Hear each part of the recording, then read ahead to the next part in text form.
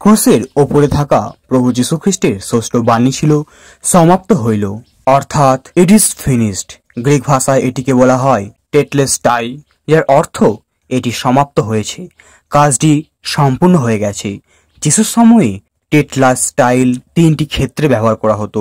প্রথমত, বাণিজ্যিক নথিপত্রে টেটলেস্টাই থাকত, যার অর্থ ঋণ সম্পূর্ণ পরিশোধিত।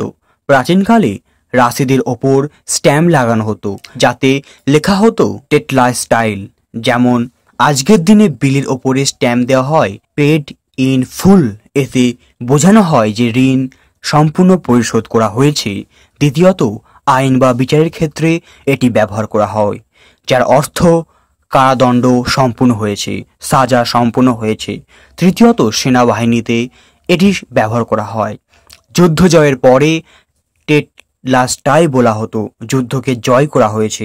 প্রভু যীশু ক্রুসের ওপরে তার এই ষষ্ঠ বাণী সমাপ্ত হইল বলার মধ্য দিয়ে বেশ কয়েকটি কাজকে মিশনকে তিনি সম্পূর্ণ করেছেন। আসুন আমরা এই ষষ্ঠ বাণীর গুরুত্ব এবং গভীর তাৎপর্যকে অনুভব করার চেষ্টা করি। প্রথমত, সমাপ্ত হইল বলার মধ্য দিয়ে প্রভু যীশু উদ্ধারের পরিকল্পনা কাজকে সম্পূর্ণ করেছেন। যীশু এই শব্দ দ্বারা বোঝাতে চেয়েছিলেন যে তিনি ঈশ্বরের পরিকল্পনাকে সম্পূর্ণ করেছেন। পাপের ঋণ যা মানুষ কখনো নিজে পরিশোধ করতে পারত না, সেটি যীশু নিজের প্রাণ বিসর্জন দিয়ে পরিশোধ করেছেন। পিতা যে কার্য আমাকে দিয়েছে সেই কার্য আমি সম্পূর্ণ করিয়াছি। যখন 12:27 বলে, এখন আমার প্রাণ উদ্বিগ্ন হইয়াছে, ইহাতে কি বলিব? পিত, এই সময় হইতে আমাকে রক্ষা করো, কিন্তু ইহারই নিমিত্ত আমি এই সময় পর্যন্ত আছি।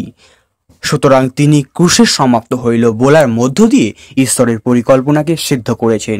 তিনি সমাপ্ত হইল বলার মধ্য দিয়ে পাপের মূল্য পরিশোধ করেছেন। পাপের পরিণাম হলো মৃত্যু। এটি হলো বিচার। মানুষের জন্য মানুষের পাপের শাস্তি হলো মৃত্যু। রোমিও অটোদ বলে, কেননা খ্রিস্ট যিশুতে জীবনের আত্মার যে ব্যবস্থা, তাহা আমাকে পাপের ও মৃত্যুর ব্যবস্থা হইতে মুক্ত করিয়াছে। তিনি আমাদের সমস্ত পাপ নিজের দেহে ক্রুশ বহন করেছেন।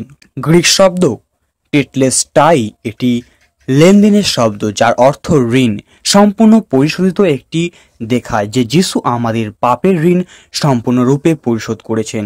খ্রিস্ট আমাদের পাপ মুছে ফেলার জন্য নিজের মূল্য দিয়েছেন যাতে আমরা তার অধিকারে ফিরে যেতে পারি। তিনি আমাদের পাপ ক্রয় করেছেন। তিনি আমাদের পাপের ক্ষমা কিনেছেন যাতে আমরা ঈশ্বরের অধিকারে ফিরে যেতে পারি।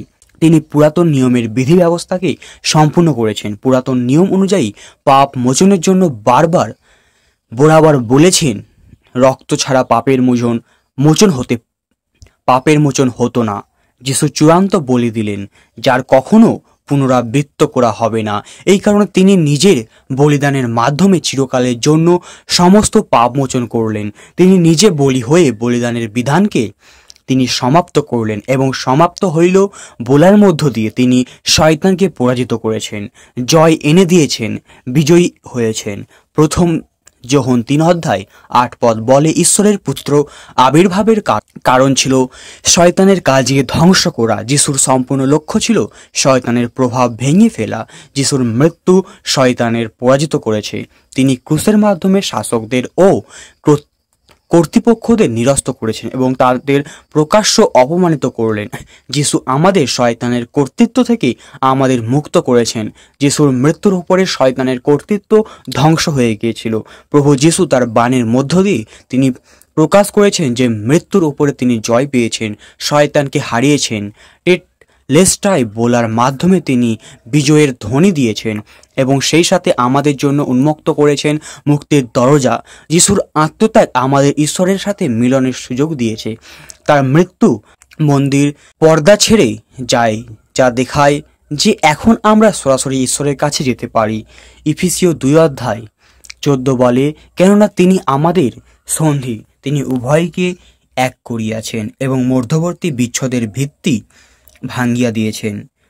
টেটলেস্টাই বলার মধ্য দিয়ে প্রভু যীশু ঘোষণা করেছিলেন যে পাপের মূল্য সম্পূর্ণরূপে পরিশোধ করা হয়েছে। পুরাতন নিয়মের ভবিষ্যৎবাণীগুলি সম্পূর্ণ হয়েছে। শয়তান পরাজিত, পরিত্রাণের পথ এখন উন্মুক্ত।